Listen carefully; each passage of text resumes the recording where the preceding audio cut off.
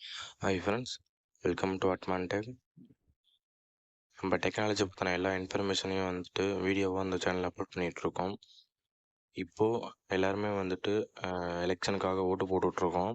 இதில் நோட்டா அப்படின்னு சொல்லிட்டு நிறையா எல்லாருமே வந்துட்டு இப்போது கடந்த ஒரு 10 வருஷமாக இந்த நோட்டாங்கிற பேர் வந்து எல்லாருக்குமே வந்துட்டு தெரிஞ்சிட்டு இருக்குது. இந்த நோட்டானா என்ன அப்படிங்கிறத வந்து நான் உங்களுக்கு எக்ஸ்பிளைன் பண்ணுறேன்.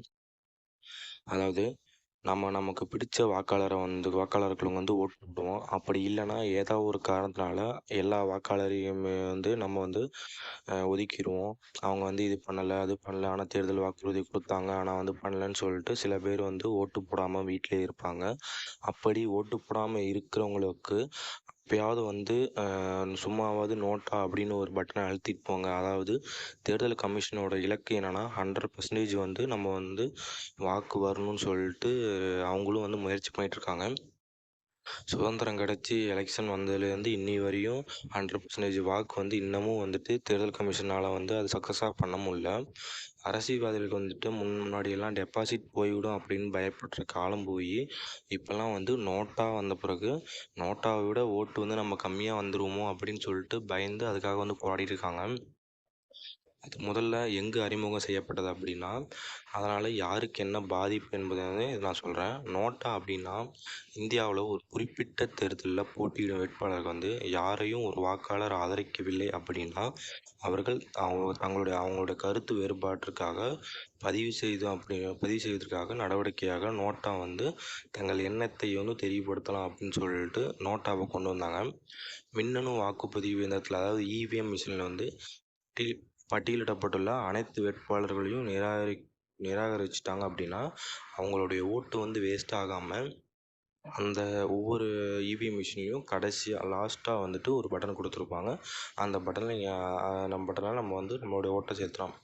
நோட்டா வந்து எப்போது வந்து முதல்ல வந்து கொண்டு வந்தாங்க அப்படின்னா, சத்தீஸ்கர், மிசோரம், ராஜஸ்தான், டெல்லி மற்றும் மத்திய பிரதேசம் ஆகிய 5 மாநிலங்களிலும் 2013 சட்டமன்ற தேர்தல்களிலும் பின்னர் 2014 பொதுத் தேர்தலையும் முதல் முறையாக வந்து நோட்டாவை இந்தியாவில் பயன்படுத்தினாங்க. பியூசிஎல் எதிராக யூனியன் ஆஃப் இந்தியா வழக்கில் 2013 ஆண்டு உச்சநீதிமன்றம் உத்தரவை தொடர்ந்து இது தேர்தல் செயல்பாட்டில் வந்து அறிமுகப்படுத்தினாங்க.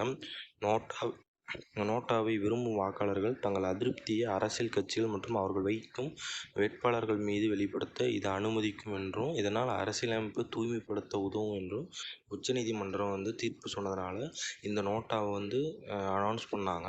இது தேர்தல் முடிவுகளை ஏதேனும் தாக்கத்தை ஏற்படுத்துமா அப்படின்னா, இந்திய அரசியலமைப்பில் நோட்டாவுக்கு தேர்தல் மதிப்பு கிடையாது. நோட்டாவுக்கு ஆதரவாக அதிகபட்ச வாக்குகள் அளிக்கப்பட்டாலும் கோட்பாட்டளவில் ஒரு வாக்கு கூட அதிகமாக பெற்ற வேட்பாளர் வெற்றியாளராக அறிவிக்கப்படுவார்.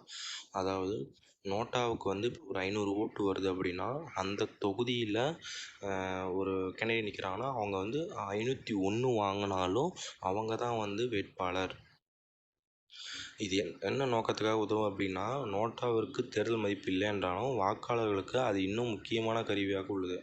தேர்தலில் போட்டியிடும் வேட்பாளர்கள் மீது வாக்காளர்கள் தங்கள் அதிருப்தியை வெளிப்படுத்த இதுவும் வாய்ப்பு இருக்குது. நடக்க இருக்கும் நாடாளுமன்ற தேர்தலில் உங்களுக்கு பிடித்த வேட்பாளருக்கு நீங்கள் வாக்களிக்கலாம். இல்லை அப்படின்னா யாரையும் பிடிக்கல அப்படின்னா நீங்கள் நோட்டாவுக்கும் போடலாம். இதுதான் வந்து இந்த நோட்டாவோட வரலாறு. இது முதல்ல வந்து 2013 சட்டமன்ற தேர்தலையும் 2014 பாராளுமன்ற தேர்தலையும் ரெண்டுலேயுமே வந்து அனௌன்ஸ் பண்ணியிருக்காங்க. இது முதல்ல வந்து 5 ஸ்டேட்டில் தான் வந்து அனௌன்ஸ் பண்ணாங்க. அதாவது சத்தீஸ்கர், மிசோரம், ராஜஸ்தான், டெல்லி, மத்திய பிரதேசம். இந்த இடத்துல தான் ஃபஸ்ட்டு நோட்டாவை வந்து அனௌன்ஸ் பண்ணாங்க. ஓகே ஃப்ரெண்ட்ஸ், இந்த இன்ஃபர்மேஷன் உங்களுக்கு பிடிச்சிருந்தா மறக்காம இந்த சேனலை வந்து சப்ஸ்கிரைப் பண்ணி வச்சுக்கோங்க. அப்போ தான் அடுத்தடுத்த வீடியோ எல்லாம் உங்களுக்கு நோட்டிஃபிகேஷனாக வரும். Okay friends, thank you.